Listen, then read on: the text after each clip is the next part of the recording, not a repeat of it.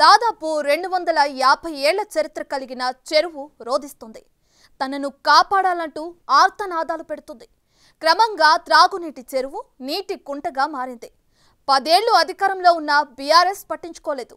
కాంగ్రెస్ ప్రభుత్వమైనా చెర నుంచి రక్షించాలని వేడుకుంటున్నారు. ఎక్కడుందా చెరువు? ఏంటా కదా?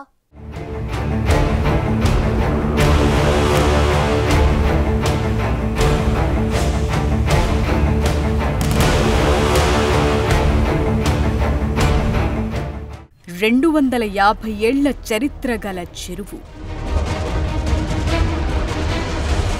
రాజులకు పేదలకు తాగునీరిచ్చిన సరస్సు.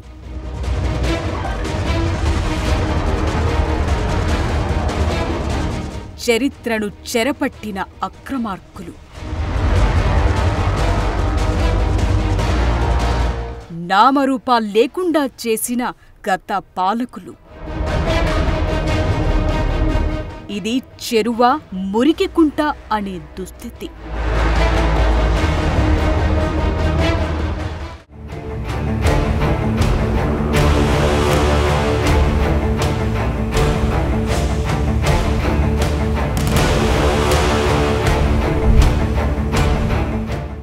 ఇది ఓ చెరువు కథ. చెరువు గురించి చెప్తూ మురికిగుంట చూపిస్తున్నారేంటి? అసలిక్కడ చెరువెక్కడుందని ఆశ్చర్యపోకండి. ఇప్పుడు మీకు కనిపిస్తోన్న ప్రదేశంలో ఒకప్పుడు చెరువుండేది. అవును, 100 ఏళ్లపాటు ఎంతోమంది దాహార్తిని తీర్చింది. క్రమంగా కబ్జాకు గురై ఇదిగో ఇలా మురికికుంటగా మారింది. ఆ చెరువుకి ఓ చరిత్ర ఉంది. ఎంతోమంది రాజులు ఆ చెరువు నీటిని తాగడమే కాదు, ఎంత దూరమైనా తీసుకువెళ్లేవాళ్ళు. 250 ఏళ్ల చరిత్ర కలిగిన ఆ మంచినీటి చెరువు ఒకప్పుడు ఇక్కడ ఉండేదా అని మాట్లాడుకునేలా మాయమైపోయింది. అసలు చెరువు ఏమైపోయింది, ఎక్కడికి పోయింది అని తెలుసుకోవాలనుకుంటున్నారా? అయితే ఈ స్టోరీలోకి వెళ్లాల్సిందే. నిజాం అలీఖాన్, అసఫ్జా పాలనలో అప్పటి హైదరాబాద్ ప్రధాని నవాబ్ మూసా ఖాన్ రుక్న్ 1770లో ఈ సరోవరం నిర్మించారు. అయితే 100 ఏళ్లపాటు స్వచ్ఛమైన చల్లని తాగునీటిని అందించిన రాజేంద్రనగర్లోని బొమ్రుకుడ్ దౌలా సరస్సు గత 10 సంవత్సరాల్లో శరవేగంగా ఆక్రమణకు గురయ్యింది.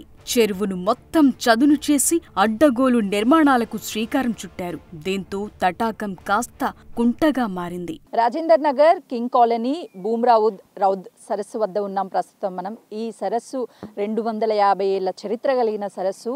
గతంలో ఇటు ఏదైతే చెరువులు ఉంటాయో వీటన్నిటిని కూడా గొలుసు కట్టు చెరువులు అనేవాళ్ళు. ఒక చెరువుకి ఇంకొక చెరువుకి అనుసంధానం ఉండేది. ప్రస్తుతం మనం ఉన్నటువంటి ఈ చెరువు అంతా కూడా దాదాపు 5 ఎకరాల పైనే ఉంది. ప్రస్తుతము 1/2 ఎకరం మాత్రమే మిగిలి ఉంది. ఎందుకంటే ఈ చుట్టుపక్కల ఇంటి నిర్మాణాలన్నిటినీ కూడా చెరువుకి సంబంధించినటువంటి ప్రాంతాన్ని ఆక్యుపై చేసి నిర్మాణాలు చేపడుతున్నప్పటికీ గత ప్రభుత్వం నుంచి ఈ నిర్మాణాలన్నిటినీ కూడా కొనసాగిస్తున్నారు ఇక్కడ ఉన్నటువంటి స్థానికులు. ఆ పెద్దల అండదండలతోనే ఈ మొత్తం కూడా వ్యవహారం నడిపిస్తున్నారు. ఎందుకంటే చెరువులకి సంబంధించినటువంటి ప్రాంతాన్ని కబ్జా చేయాలి అంటే ఖచ్చితంగా కూడా వీటి వెనక ఒక బడా నాయకుడు ఉన్నాడు స్థానికంగానని చెప్పేసి అనేక ఆరోపణలు వస్తున్నాయి. ప్రస్తుతం మనం చెరువును చూస్తున్నాం కదా. ఈ చెరువులో ఉన్నటువంటి వాటర్ ఎంతో స్వచ్ఛంగా ఉండేవి. ఎందుకంటే గతంలో ఈ వాటర్ని అటు రాజులు 250 సంవత్సరాల క్రితం నుంచి కూడా ఒక మంచి ఈ వాటర్ని తాగడము, అదేవిధంగా దూర ప్రాంతాలకి రాజులు తీసుకువెళ్తారు అని చెప్పేసి ఈ చెరువు గురించి ఎన్నో స్టోరీలు కూడా ఉన్నాయి. కానీ ఎంతో చరిత్ర ఉన్నటువంటి ఈ చెరువు కబ్జా అవుతున్నప్పటికీ అటు అధికారులు ఎవరు పట్టించుకున్నటువంటి పరిస్థితి ఉంది. ప్రస్తుతం మనం చూస్తున్నాం కదా, చెరువులో ఉన్నటువంటి నీటిని తాగే నీటిని ప్రస్తుతం గేదెలు ఏవైతే ఉంటాయో ఆ గేదెలు స్నానం చేస్తున్నటువంటి పరిస్థితి ఉంది. అంటే చుట్టూ కూడా అటు మొత్తం గ్రీనరీ పెరిగిపోయింది. అంటే ఈ మొక్కలు ఏవైతే ఉంటాయో గుర్రపు డెక్క అంటారు, ఇదంతా చెరువులో అటు మొత్తం ఎక్కడికక్కడ మొలిచింది. అదేవిధంగా చుట్టూ అంతా కూడా ఈ ప్రాంతం ఆక్యుపై అవడంతో పాటు ఇక్కడ నిర్మాణాలు కూడా ఎంతో యథేచ్ఛగా, అంటే ఎవరు మమ్మల్ని అడ్డుకుంటారు, ఏ అధికారి వస్తారు అన్న ధీమా వ్యక్తం చేస్తున్నటువంటి విధంగా ఈ చుట్టుపక్కల నిర్మాణాలు అయితే మాత్రం చేస్తున్నారు. అప్పటికి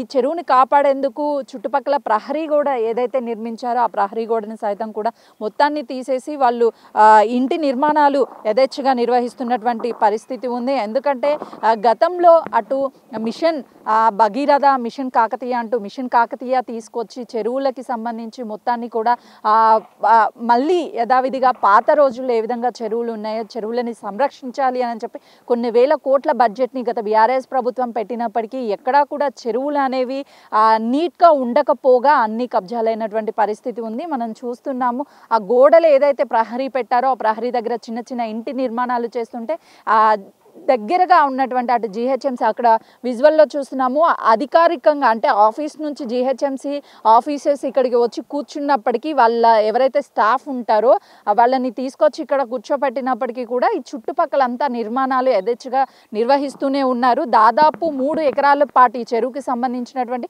3 ఎకరాల పాటు అక్కడ కబ్జా ఏదైతే మనకి చుట్టూ రేకులతో నిర్మించారో అదంతా ఆ ప్రాంతం అంతా కూడా కబ్జాకి గురి అయింది.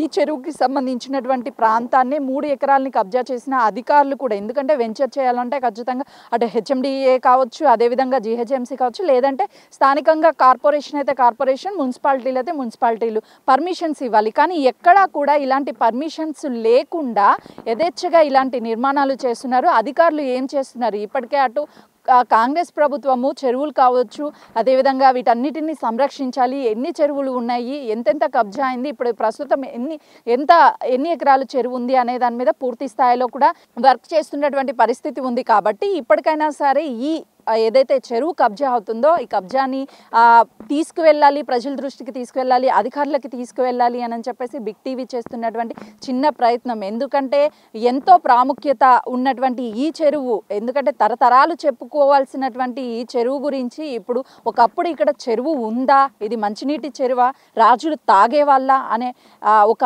క్వశ్చన్ మార్క్గా ఈ చెరువు గురించి చెప్పాల్సి వస్తుంది. చుట్టుపక్కల ఉన్నటువంటి కాలనీ వాసులు కూడా ఈ చెరువు ఫ్లోటింగ్ వర్షం వచ్చినప్పుడు చెరువుకి సంబంధించినటువంటి నీరంతా కూడా ఎఫ్టీఎల్ కావచ్చు బఫర్ జోన్లో కొంతమేరకు స్టోరేజ్ ఉండాలి. కానీ ఆ నీరు నిల్వ ఉండకుండా మొత్తం కబ్జా చేయడం వల్ల పక్కనే ఉన్నటువంటి కాలనీస్లోకి వాటర్ ఫ్లోటింగ్ వెళ్ళి వాళ్ళు కూడా చాలా ఇబ్బంది పడుతున్నామని చెప్తున్నటువంటి పరిస్థితి ఉంది.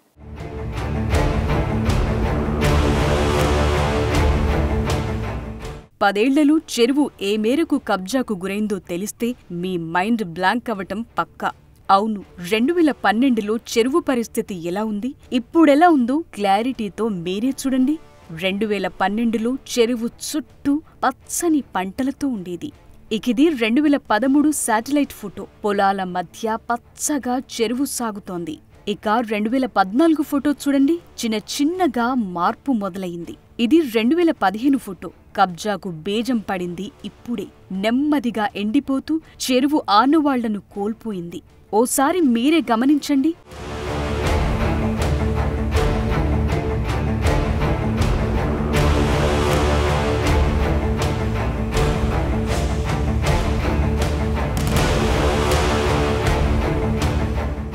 ఇక 2017 విషయానికొచ్చేసరికి మీరే చూడండి, చెరువు కళ కోల్పోయి ఆక్రమణకు ఎలా గురయ్యిందో.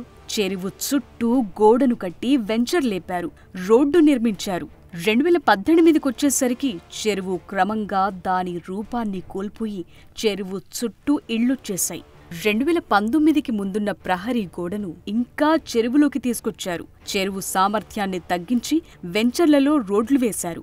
2020లో కట్టడాలు పెరిగిపోయాయి. 2022లో దాదాపు ఇళ్లు కట్టేశారు. క్రమంగా చెరువు ప్రాబల్యం కోల్పోతూ వచ్చింది. 2023 వచ్చేసరికి ఇది పరిస్థితి. చెరువు తగ్గి చుట్టూ ఇళ్లు పుట్టుకొచ్చాయి. ఇది 2024. అవును, ఇప్పుడు ఓవరాల్గా చెరువు మరోపక్క ప్రహరీ గోడ కట్టి మరో ల్యాండ్ రెడీ చేశారు. చూశారుగా, గత 10 సంవత్సరాలుగా చెరువు ఏ మేరకు కబ్జా అయి కుంటలా మారిందో.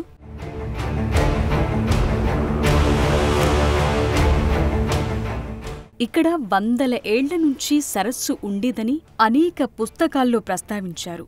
ముస్లిం పాలకుల ఆధీనంలో ఉన్నప్పుడు మహమూద్ ప్రవక్త మనవడు అయిన ఇమాం హుస్సేన్కు రిజర్వాయర్ను అంకితం చేశాడు. ఈ ట్యాంకును మూసాబాం లేదా హుస్సేనీ నహర్ అని కూడా పిలుస్తారు.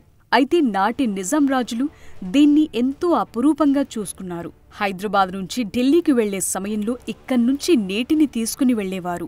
ఈ చెరువు మీద ప్రేమతో నాడు సరస్సు క్రింద నుండి రాతి కట్టడం లాంటి ఆనకట్ట కట్టారు రాజులు. చెరువు అవతలి వైపుకు నీటిని తీసుకువెళ్లే కట్టపై రాగిపూతతో సొరంగం కూడా నిర్మించారు. అందులో అనేక రకాల మూలికలు నింపారు. తద్వారా నీరు ఔషధ గుణాలతో నిండి ఉంటుందని, అయితే హెచ్ఎండీఏ ఏర్పాటు చేసిన పార్కును ఆనుకుని డ్యాంకు అవతలి వైపు నీటి వనరు ఉన్నప్పటికీ సొరంగాన్ని వెలికితీసేందుకు ఇప్పటి వరకు ఎలాంటి ప్రయత్నం చేయలేదు.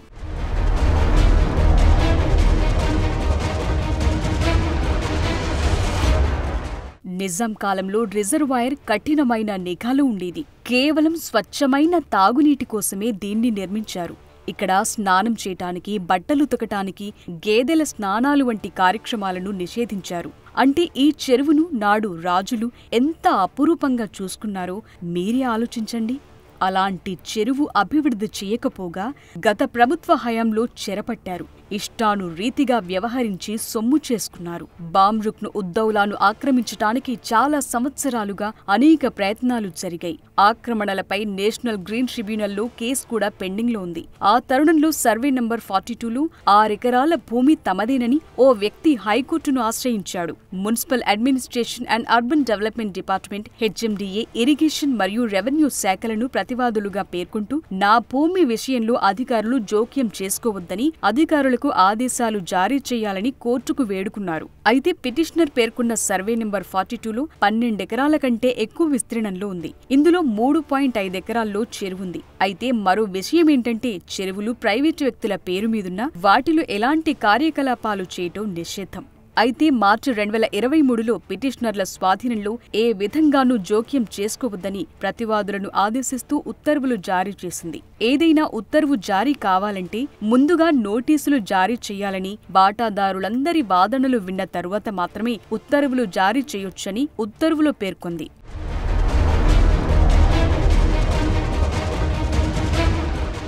ఈ కబ్జాలను ఆపటానికి గత ప్రభుత్వం ఎలాంటి ప్రయత్నాలు చేయలేదు. పైగా పొరుగున ఉన్న రాఘవేంద్ర కాలనీ వాసులు చెరువు కబ్జాతో వర్షాకాలంలో కాలనీలు నిండిపోతున్నాయని పోలీసులను ఆశ్రయించారు. అనంతరం కలెక్టర్కు లేఖ రాశారు. అయితే ఈ విషయం కోర్టు పరిధిలో ఉండడంతో పోలీసులు కేసు నమోదు చేసేందుకు నిరాకరించారు. ఇక క్షేత్రస్థాయి అధికారులు ఆక్రమణలు అడ్డుకునే ప్రయత్నం చేసినప్పటికీ వారిపై బెదిరింపులకు దిగుతున్నారు అక్రమార్కులు. కబ్జాదారులు చెరువుల స్థలాలను కూడా బహిరంగంగా ఆక్రమిస్తున్నారంటే పరిస్థితి ఎలా ఉందో అర్థం చేసుకోవచ్చు.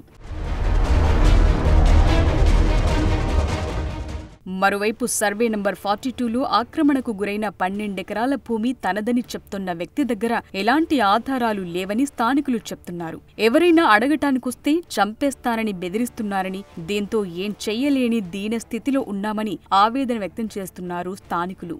100 ఏళ్ల ఈ చెరువు ఏ మేరకు కబ్జాకు గురైందో చూశారుగా. చెరువులు కబ్జాకు గురవుతున్నాయని గత కొన్ని దశాబ్దాలుగా పర్యావరణవేత్తలు, నగర జనం చెప్తున్నదే. అయినా దశాబ్దాల నిర్లక్ష్యంతో హైదరాబాద్ సహా శివార్లలోని చెరువులు ఒక్కొక్కటిగా మాయమవుతూ వస్తున్నాయి.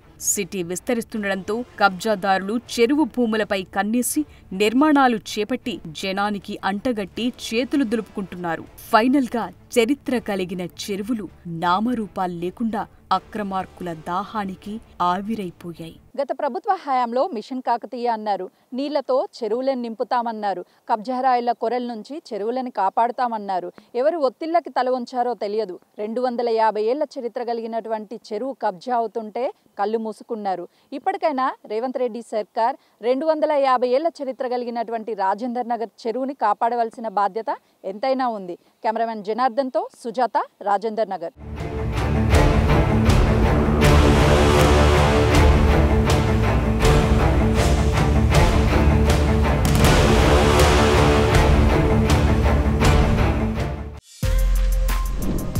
For more videos like this, subscribe Big TV channel.